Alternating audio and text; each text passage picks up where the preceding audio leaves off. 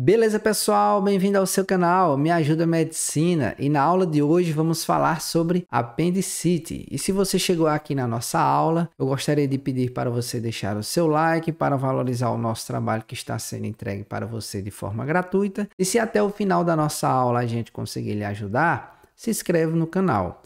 Nós também temos o Instagram do canal que se chama Me Ajuda Medicina Oficial. E lá você pode estar conversando comigo e tirando alguma dúvida que possa ter ficado da aula. Beleza, pessoal? Então, apendicite, ele é um tema que ele é visto em duas disciplinas. Na disciplina de gastroenterologia e na disciplina de cirurgia. Já que a apendicite é uma patologia que acomete o aparelho digestivo e o seu tratamento ele é cirúrgico. Então, a apendicite também entra aí no espectro das doenças que causam abdômen agudo inflamatório. Nesse espectro, nós temos aí a colecistite, a apendicite, pancreatite, diverticulite e a doença inflamatória pélvica. E a apendicite nada mais é do que a inflamação e a infecção do apêndice. Beleza, pessoal? Falando um pouquinho da epidemiologia, então, a apendicite ela é a causa mais comum de abdômen agudo. A apendicectomia é a cirurgia de emergência mais realizada, como eu já falei para vocês. O tratamento ele é cirúrgico. No caso, a apendicectomia, a remoção total do apêndice. Ela ocorre mais frequentemente no sexo masculino. Sua maior incidência ocorre na segunda e na terceira década de vida. E nós temos uma mortalidade que vai de 3 a 5%. Nos casos de apendicite complicada, como nós iremos ver mais adiante. A apendicite complicada é a condição que vai ocorrer quando o apêndice ele é perfurado. Em relação à localização do apêndice, ele se localiza na base do seco, na confluência das tênias colônicas. Então, nós temos aqui o final do intestino delgado, nós temos aqui o início do cólon ascendente e nós temos o seco. Então, na base do seco é onde nós temos aqui a formação do apêndice. Ele é vascularizado pela artéria apendicular, que é ramo da ilocólica e da mesentérica superior. A posição do apêndice ela é variável. A base ela é fixa, como nós falamos no seco, mas a sua ponta ela é móvel, podendo adotar várias posições, como paracólico, pélvico, a retrocecal, que é a posição mais comum, retroileal e etc. Como vocês podem ver aqui nessa figurinha, né? A posição pélvica ela corresponde a 30% dos indivíduos e a retrocecal, que é a mais comum, fica logo aqui, né, na parte de trás do seco. Beleza, pessoal? Quanto à sua anatomia, o apêndice vermiforme é um divertículo intestinal cego com uma média de 9 centímetros de comprimento. Ele é constituído histologicamente pelas camadas mucosa, submucosa, muscular e serosa. É bem completinho. Nessa imagem aqui nós temos aqui o ósteo do apêndice, né? A entrada. E o seu fundo é cego. Ele é irrigado pela artéria apendicular. Bom, pessoal, agora nós vamos falar das causas que promovem a inflamação e infecção do apêndice. Então, já para adiantar, qualquer causa que promova a obstrução do lume do apêndice é motivo para nós termos a inflamação e a infecção do apêndice.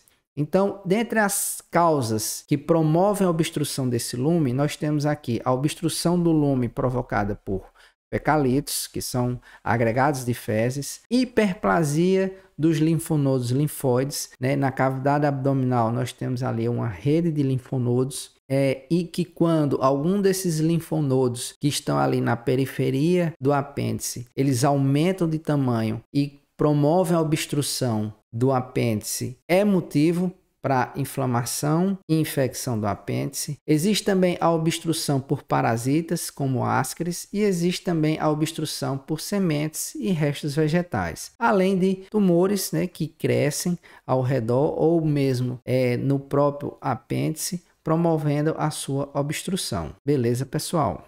Bom, quanto à sua fisiopatologia, a evolução da patologia ela ocorre em 4 fases, onde nós temos aí a fase inflamatória ou edematosa, nós temos em seguida a fase supurativa ou purulenta. À medida que a doença progride, nós vamos ter aí a fase necrótica ou gangrenosa e, por último, o estágio final, o estágio que nós não queremos que chegue, é a fase perfurativa. E como característica aqui da fase inflamatória ou edematosa, nós vamos ter, né, o início da patologia, que é a obstrução intraluminal do apêndice. Em seguida, nós vamos ter aí um supercrescimento bacteriano e secreção de muco. Essa secreção de muco ela já é fisiológica, só que o apêndice ele está obstruído e essa secreção vai promover um aumento da pressão intraluminal porque ela não tem por onde ser drenada. Beleza, pessoal?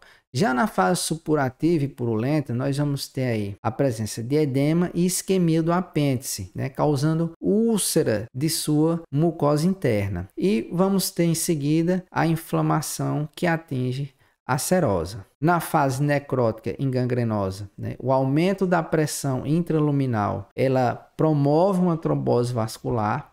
No caso, né, a pressão intraluminal, ela inibe o fluxo de sangue, tanto arterial, venoso, quanto também linfático, né? Causando uma isquemia e infarto do apêndice. Isso aí gerando, né, trombose vascular. Na fase perfurativa, que é o estágio final, e é o estágio que nós não queremos que chegue, nós vamos encontrar o quê? Um apêndice rompido, com a formação de abscesso periapendicular. No caso, esse abscesso ele é periapendicular quando ele chega a ser bloqueado ali pelo aumento que envolve ali aquela coleção de pus e não deixa que ele se espalhe. Nós podemos ter também a formação de um abscesso em peritônio livre. Nesse caso, nós vamos ter aí uma peritonite generalizada. E pessoal, não se engane, a fase perfurativa ela pode ocorrer de forma muito rápida. Após 48 horas do início dos sintomas, nós já podemos ter um apêndice perfurado. Para título de informação, no momento em que nós temos aqui a fase inflamatória e um supercrescimento bacteriano, as principais bactérias que chegam a crescer é a Escherichia coli e a Bacteroides fragilis. Beleza, pessoal?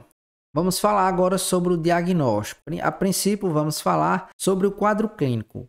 Como esse paciente pode chegar até a gente. Então, a princípio, o paciente ele pode apresentar em 70% dos casos anorexia, que é aquela falta de apetite.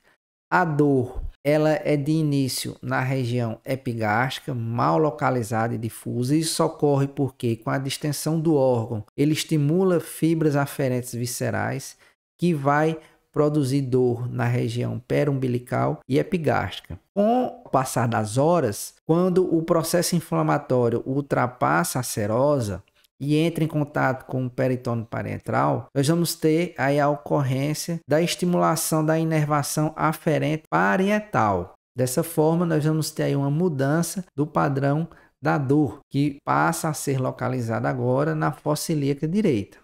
Então, a dor que nós iremos encontrar no paciente, de início, ela pode ser na região epigástrica, periumbilical, e com o passar das horas, ela vai progredindo e vai se localizar na fossa ilíaca direita. Beleza, pessoal? O paciente pode apresentar também náusea e vômito e febre. Só que febre, ela já vai aparecer de forma tardia.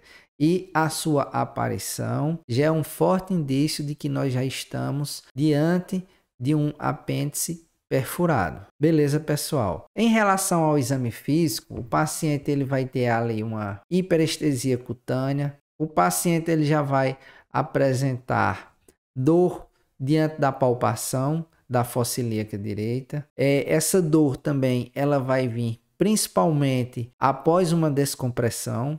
Os ruídos hidroaéreos estarão diminuídos, né? Porque ali o aparelho digestivo ele está com um foco inflamatório infeccioso. Então, o que ele quer nesse momento? Ficar ali de boa, bem tranquilinho, sem querer trabalhar. Então, os ruídos hidroaéreos eles poderão estar diminuídos e o paciente, por conta desse abdômen dolorido, ele vai se encontrar numa posição antálgica, né? Numa posição imóvel. Até porque também a mobilidade aí dessa parede abdominal vai provocar dor também.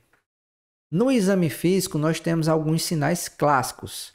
Entre eles, o mais famoso é o sinal de Blumberg, que é caracterizado por dor à descompressão brusca no ponto de McBurney. Você vai ali a nível do quadrante inferior direito, vai promover uma compressão e depois você vai tirar a mão que você utilizou para a compressão de forma rápida. E com a descompressão, o paciente ele vai referir dor. Nós temos também aqui o sinal de Rovsing, que ele é realizado com a palpação do quadrante inferior esquerdo, ou seja, do lado oposto do apêndice, e o paciente ele vai sentir dor lá no quadrante inferior direito. Isso porque no momento em que nós realizamos a compressão no lado esquerdo, nós mobilizamos os gases que estão aqui no colo descendente. Então, com a mobilização desses gases, que vai para o colo transverso e colo ascendente, nós vamos promover aí uma distensão da região lá do apêndice. Como ele já se encontra ali com um processo inflamatório doloroso, essa distensão vai promover mais dor. Nós temos também aqui o sinal do obturador, que é realizado através da flexão e rotação interna da coxa direita, que irá provocar dor. Isso sugere a inflamação de um apêndice localizado na pelve. E temos também aqui o sinal do ilho-psoas, que é dor ao elevar a perna direita estendida do paciente. Você eleva a perna direita com ela estendida, esticada, e o paciente vai referir dor. Isso sugere que o apêndice está localizado retrocecal. Ou seja, o apêndice está ali em contato com o músculo ilho-psoas, promovendo também a inflamação do apêndice, acaba também ali se irradiando para os órgãos e estruturas ao redor. Beleza, pessoal? Quanto aos exames laboratoriais, nós vamos pedir um hemograma, né? E no leucograma, ao analisarmos a série branca, esse leucograma ele vai apresentar de início uma leve leucocitose, podendo estar o exame normal ou levemente alterado. Com o passar das horas, nós podemos encontrar um discreto aumento nas primeiras 24 horas, com uma média ali de 11.000 leucócitos. Com a progressão, nós podemos encontrar também desvio para a esquerda, e valores que ultrapassam 18.000 aumentam ainda mais as chances de uma apendicite perfurada. No exame de urina, nós podemos encontrar uma leucocitura e hematúria. Isso nós vamos encontrar principalmente em situações em que o apêndice se encontra na região pélvica em contato com o ureter.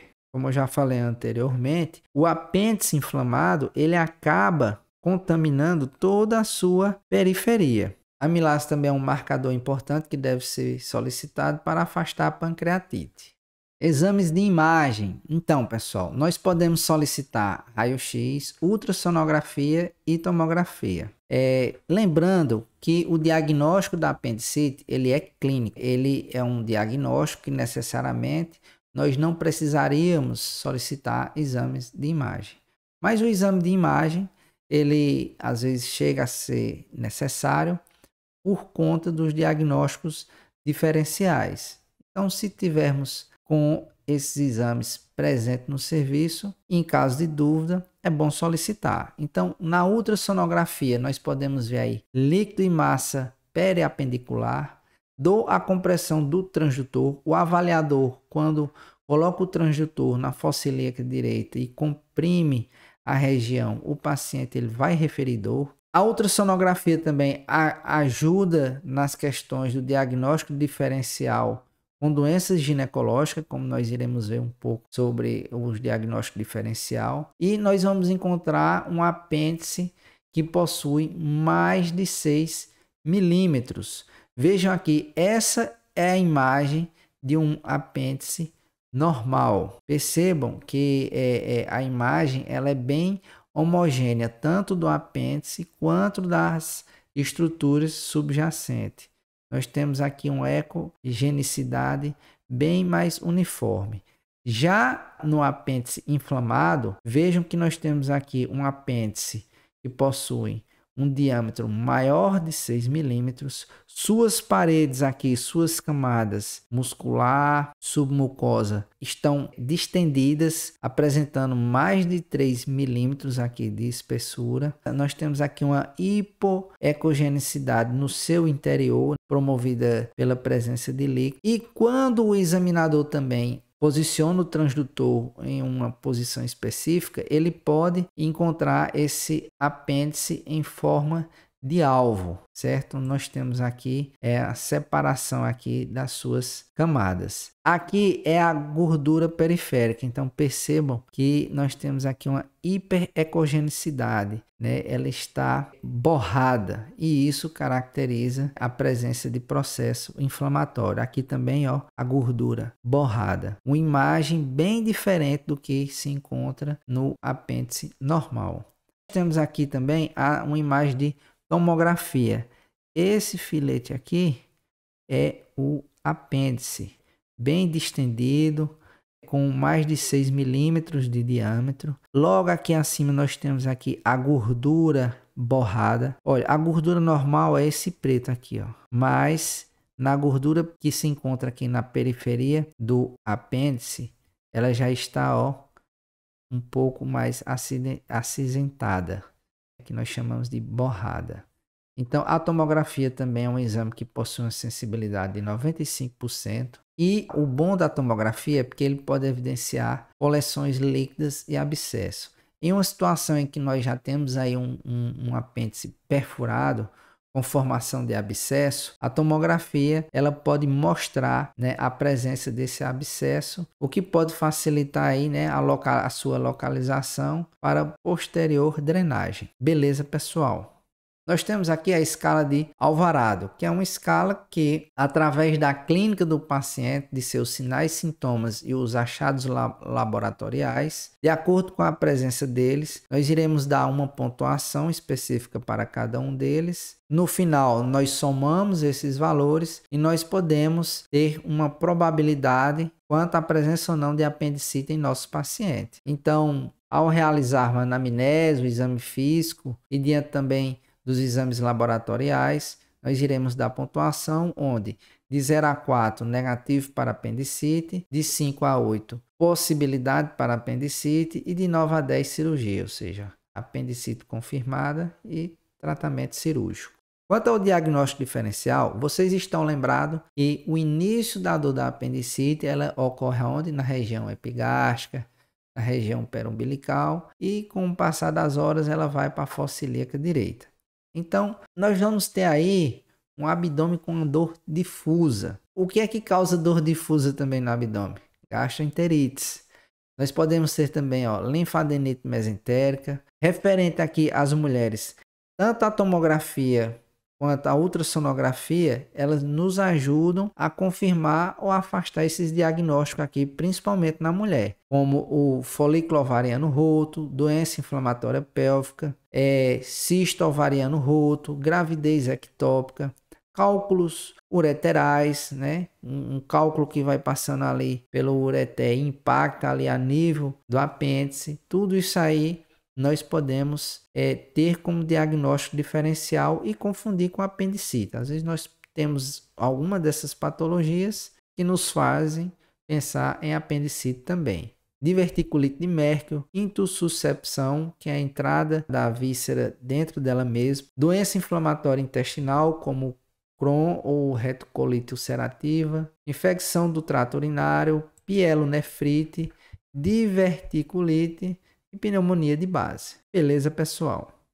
Tratamento. Então, o tratamento ele é a cirurgia, que nós chamamos de apendicectomia, que é a remoção completa do apêndice. Essa cirurgia ela pode ser feita por laparoscopia, né? Videolaparoscopia. É uma cirurgia, o tipo de cirurgia mais indicado por apresentar as seguintes vantagens, né? A cavidade é melhor avaliada, o paciente apresenta um pós-operatório com menor dor, o retorno mais precoce às atividades e menos risco de infecção. Mas nem todo serviço possui o equipamento necessário para a realização da videolaparoscopia. E aí vai ter que ser uma cirurgia aberta, vai ser a laparotomia, onde vão ser feitas as incisões ali na técnica de McBurney ou de Rockley Davis. Em seguida, nós devemos cuidar da hidratação venosa do paciente e da analgesia. Como profilaxia antibiótica, se apêndice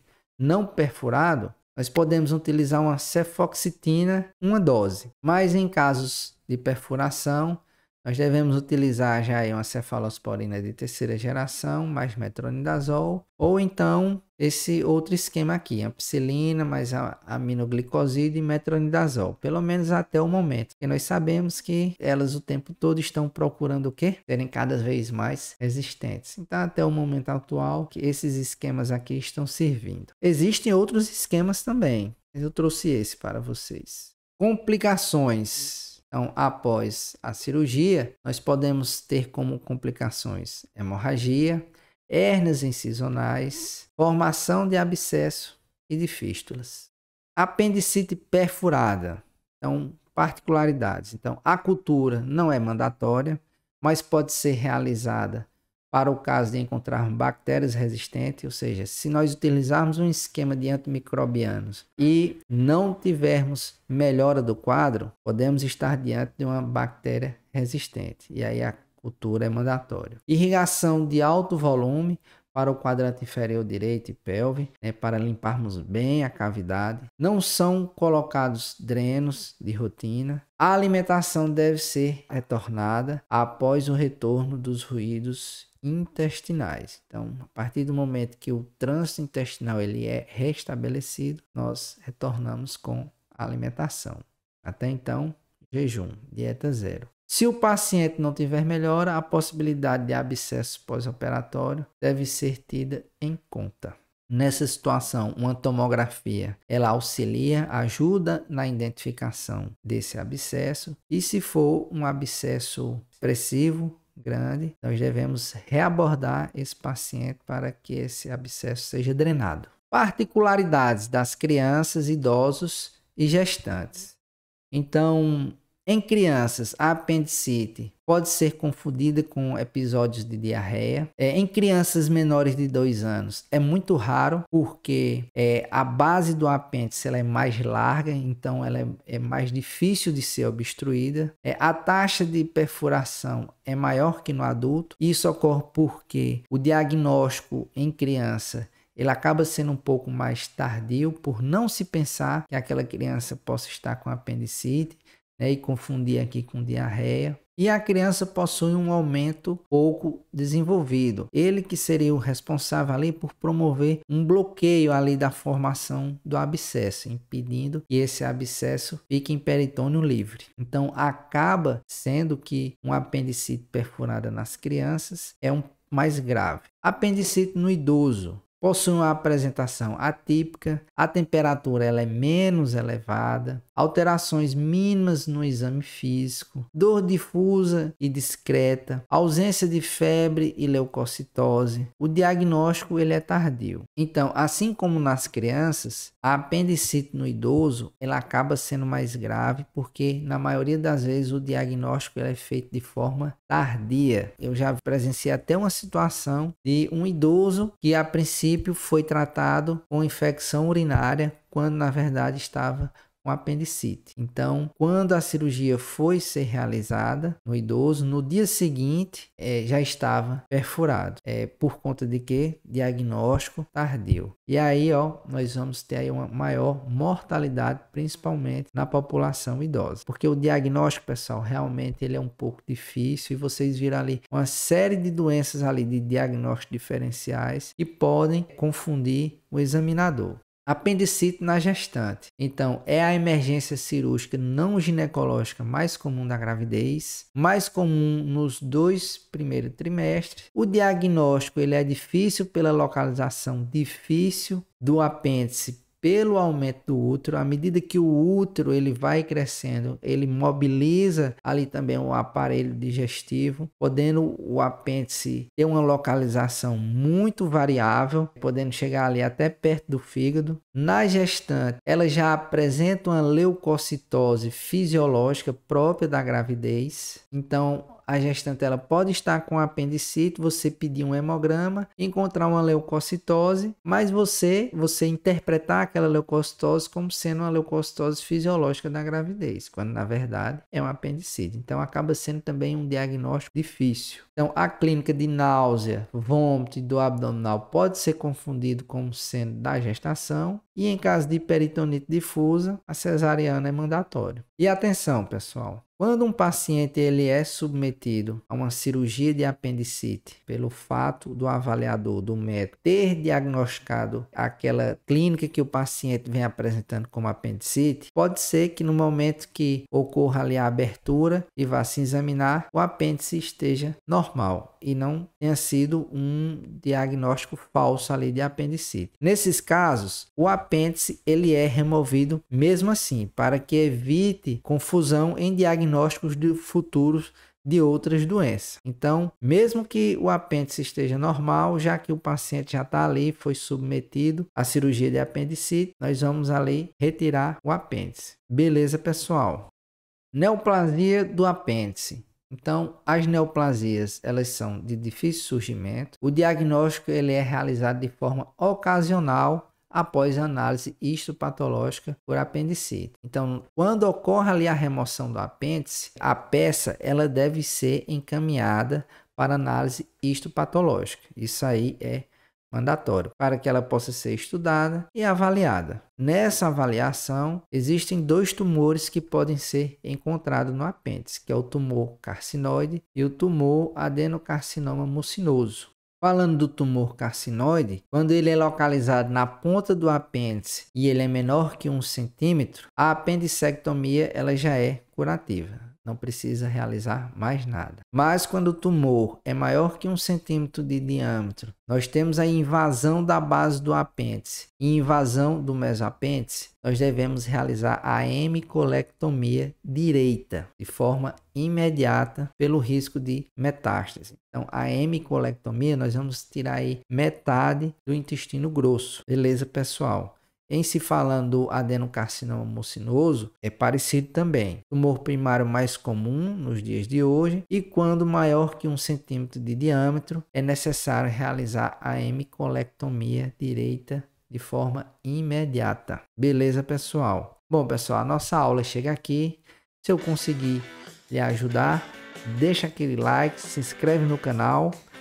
E se ficou alguma dúvida, conversa comigo lá no Instagram do canal. Me Ajuda Medicina Oficial.